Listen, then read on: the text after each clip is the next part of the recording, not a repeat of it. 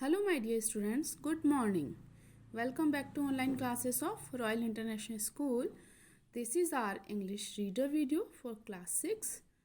From this book I am going to start new chapter. Chapter name is What the Birds Said. कि birds क्या कहते थे. Okay, let's we start. Open your book all students. This is a story of young boy who had a special talent of being able to speak to the birds and understand their language. ये एक story एक ऐसे छोटे बच्चे की है जो कि उसके पास में एक स्पेशल टैलेंट है कि वो बर्ड्स से बात कर सकता है और उनकी लैंग्वेज भी समझ सकता है.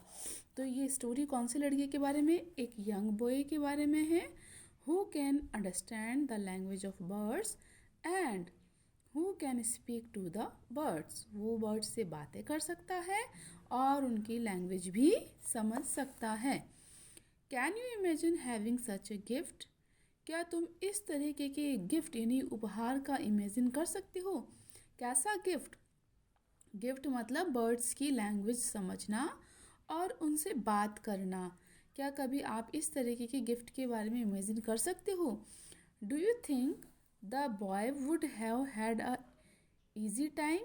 क्या तुम्हें लगता है क्या उस लड़के के पास में कोई ईजी टाइम होगा. This is a story one of the incident. लेकिन ये जो स्टोरी है ये एक इंसिडेंट के बारे में है दैट हैपन टू हिम. एक ऐसी घटना के बारे में है जो उसके साथ में हुई थी. बर्ड्स से बात करना और उनकी लैंग्वेज को समझना, इससे लेकर के उसकी लाइफ में एक इंसिडेंट हो गया था, उसके बारे में ये स्टोरी है. Now let's we start story. A lad, LAD lad. Lad means होता है boy. Named Kung Hia Chiang. Kung Hia Chiang ये उस लड़के का नेम है कि एक लड़का जिसका नाम कुंग हिया चियांग था who lived with his parents in the mountains, जो कि अपने पेरेंट्स के साथ में माउंटेन में रहता था यानी कि पर्वतों में रहता था. Understood the language of the birds और वो पक्षियों की लैंग्वेज को समझता था. वन इवनिंग, अब एक शाम को क्या होता है, as he was studying a flock of birds sat on a tree before his window and sang. जब वो अपने रूम में बैठ करके पढ़ रहा था एक शाम को, तो अ फ्लॉक ऑफ बर्ड्स यानी कि पक्षियों का एक झुंड पेड़ पर आके बैठता है. और वो पेड़ कहाँ है, उसकी विंडो के सामने यानी कि विंडो के घर के पास में जो विंडो है वहाँ पर एक पेड़ है और उस ट्री पर फ्लॉक ऑफ बर्ड्स यानी कि पक्षियों का झुंड आकर के बैठता है. एंड सैंग और वो क्या गाता है, Kung Hia Chiang on the southern plain a ship awaits you by a heap of stones a fine fat wether that the dogs have slain. It means वो उस लड़के का नाम पुकार रहे हैं Kong Hia Chiang on the southern plain, कि southern plain की दक्षिणी जो मैदान है वहाँ पर अ शीप अवेट्स यू एक भेड़ जो है वो तुम्हारा इंतज़ार कर रहा है. वो भेड़ क्या है, by a heap of stones यानी कि दक्षिणी मैदान पर जहाँ पर पत्थरों का ढेर है वहाँ पर एक शीप तुम्हारा इंतज़ार कर रहा है. वो शीप क्या है, बहुत ही अच्छा मोटा ताज़ा मेल शीप है यानी कि वो नर शीप है. शीप का मतलब क्या होता है, भेड़. तो हम देखते हैं ना मेल और फीमेल दो जेंडर होते हैं, तो ये शीप कैसा है, मेल है. That the dogs have slain और उसको कुत्तों ने क्या कर दिया है, स्लेन कर दिया है. स्लेन का मतलब होता है किल कर दिया है, मार दिया है. You eat the flesh and we will pick the bones.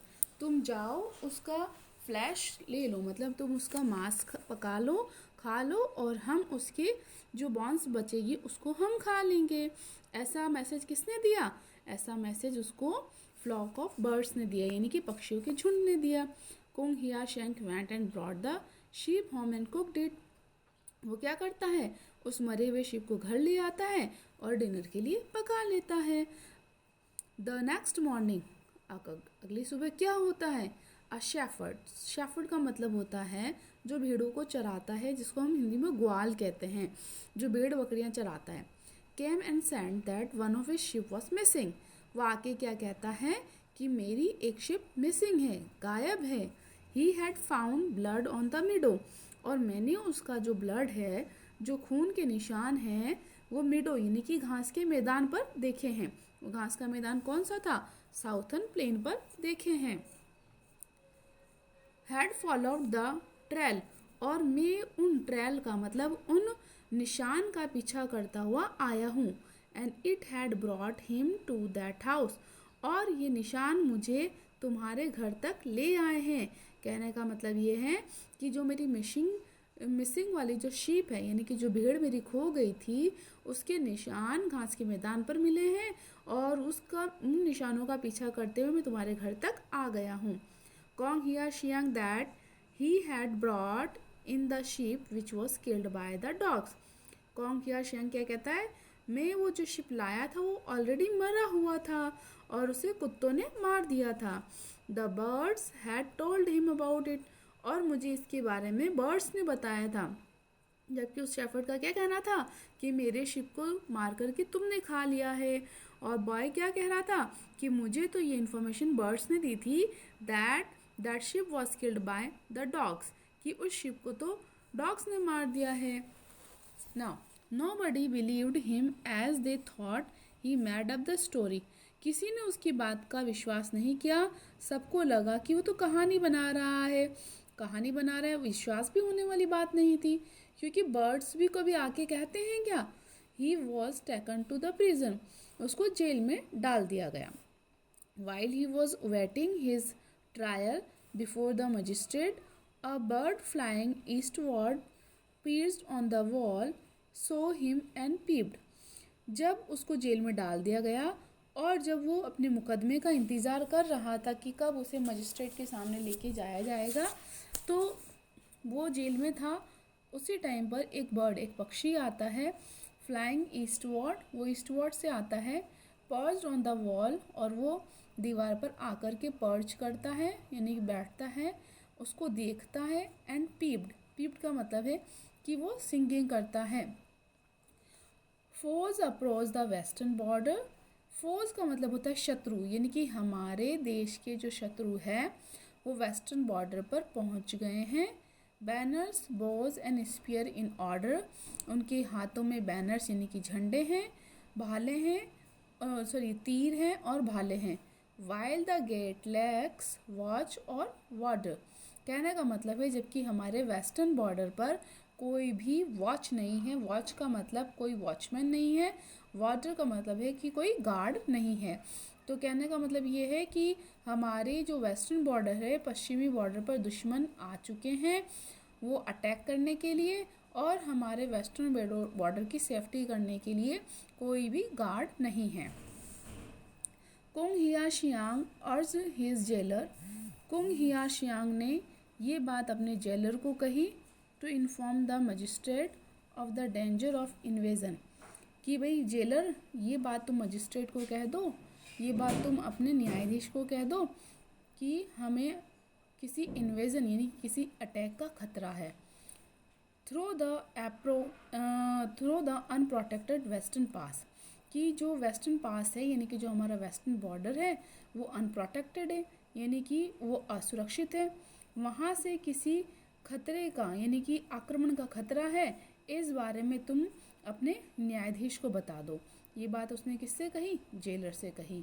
The jailer did not believe in Kong Hia Shiang's ability to speak to the bird and was also afraid of the magistrate, लेकिन jailer विश्वास ही नहीं कर रहा था कि Kung Hia Shiang की ability पर, कि वो बर्ड्स से बातें कर सकता है, पक्षियों से बातें कर सकता है।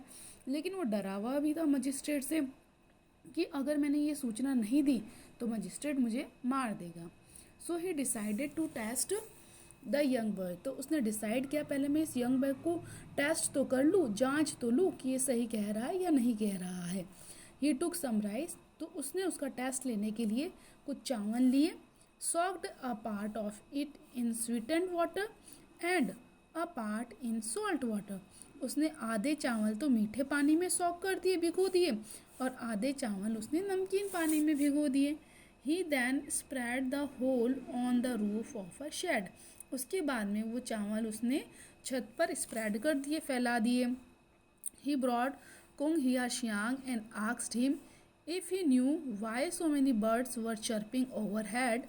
तो उसने उसके बाद में वो ब्रॉट यानी उसको लेकर आता है कुंग हियाशियांग को छत पर और उससे पूछता है अगर तुम जानते हो बर्ड्स की लैंग्वेज तो बताओ ये बर्ड्स क्या चर्प कर रहे हैं ओवरहेड, यानी कि छत पर ये क्या चर्पिंग कर रहे हैं, क्या चहचहा रहे हैं। Kung Hiashiang at once replied, Kung Hiashiang को तो ये एबिलिटी थी कि वो अंडरस्टैंड कर सकता था उनकी लैंग्वेज। कुंग हियाशियांग तुरंत ही रिप्लाई करते हैं that those on the roof were hailing, कि जो बर्ड्स छत पर हेलिंग यानी कि पुकार रहे हैं, चिल्ला रहे हैं, those that were flying past and saying, वो उड़ रहे हैं और कह रहे हैं कॉल ए हॉल्ट, यानी कि वो रुकने के लिए, अदर बर्ड्स को रुकने के लिए उनको आवाज़ दे रहे हैं कि रुको रुको। Here is rice fresh and white, यहाँ पर बहुत ही ताज़े और सफ़ेद चावल हैं। Half is sweet half is salt, आधे चावल मीठे हैं और आधे चावल नमकीन हैं। स्टॉप ए बिट, थोड़ी देर रुको, टेक ए बाइट, और थोड़ा बहुत से खा लो। ऐसा ये लोग चर्प कर रहे हैं, ऐसी बातें ये बर्ड्स चहचा रहे हैं। The jailer were convinced that the prisoner understood the speech of birds. उसके बाद जेलर कन्विंस्ड हो गया, यानी कि वो कन्फर्म हो गया कि जो प्रिजनर यानी कि वो यंग बॉय, प्रिजनर का मतलब होता है कैदी, और कैदी कौन था, वो यंग बॉय था। Understood the speech of birds, वो बर्ड्स की बातें समझता है। And therefore hurried away to warn the magistrate, इसीलिए वो जल्दी से मजिस्ट्रेट के पास में जाता है उसको इन्फॉर्मेशन देने के लिए कि हमारे वेस्टर्न बॉर्डर पर शत्रु आ गए हैं। He told the magistrate of the warning and the test, उसके बाद में वो मजिस्ट्रेट के पास में जाता है और मजिस्ट्रेट को वो सारी चेतावनी देता है जो उस लड़के ने दी थी, और उस टेस्ट के बारे में भी बताता है कि मैंने उस लड़के का टेस्ट भी किया था कि वो सही कह रहा है या गलत कह रहा है। The magistrate sent a swift courier to notify a military officer, जो न्यायाधीश होता है वो जल्दी से, स्विफ्ट का मतलब होता है बहुत जल्दी से, तेज़ी से, एक कुरियर यानी कि नोटिफाई का एक कुरियर भेजता है मिलिट्री ऑफिसर को। एंड अ स्काउट, और एक जासूस भी भेजता है, was sent out to the west, west border पर एक जासूस को भी भेजता है। स्काउट का मतलब होता है जासूस। Kong Hiashiang's words were confirmed and troops were dispatch to strengthen the garrison at the pass. It means कि जो कोंग हियाशियांग के वर्ड्स जो थे वो कन्फर्म थे, यानी कि वो निश्चित थे, और ट्रुप्स को यानी कि सैनिकों को अपनी बॉर्डर को मजबूत करने के लिए भेज दिया गया था। डिस्पैच्ड का मतलब होता है भेजना। The invaders were stopped just in time, और सैनिकों ने इन्वेडर्स को, आक्रमणकारियों को रोक लिया था टाइम पर। The great service render to the country by the Kong Hiashiang was acknowledged by his sovereign. तो जो कुंग हियाशियांग ने अपनी कंट्री के लिए जो एक महान सेवा प्रदान की थी, रेंडर का मतलब होता प्रोवाइड की थी, उसकी नॉलेज यानी उसके बारे में किससे पता चला, उसके सॉवरेन को। सॉवरेन का मतलब होता है रूलर को, यानी कि उस कंट्री के रूलर को, किंग को इस बारे में पता चला कि कैसे कुंग हियाशियांग ने अपने कंट्री को बचाया है। He was invited to study with princes, फिर उसको एक ऑनर दिया गया, सम्मान दिया गया, उसको प्राइज़ दिया गया। वो प्राइज़ क्या था कि उसको राजकुमार के साथ में, राजकुमारी के साथ में पढ़ाई करने के लिए बुलाया गया। And eventually raise to a high rank, और उसको एक हाई रैंक यानी कि हाई पदवी दी गई among the nobles of the empire, यानी कि उस साम्राज्य के जो नोबल लोग थे, यानी कि जो मिनिस्टर और जो रॉयल लोग थे, उनके बीच में उनको एक हाई रैंक दी गई, उसको एक हाई पोस्ट दी गई। तो इस तरीके से कैसा उसका ये जो स्पेशल आर्ट है काम आता है। Now we have completed 6th chapter. Now we will do exercise of this chapter. Till then bye bye, stay home and stay safe.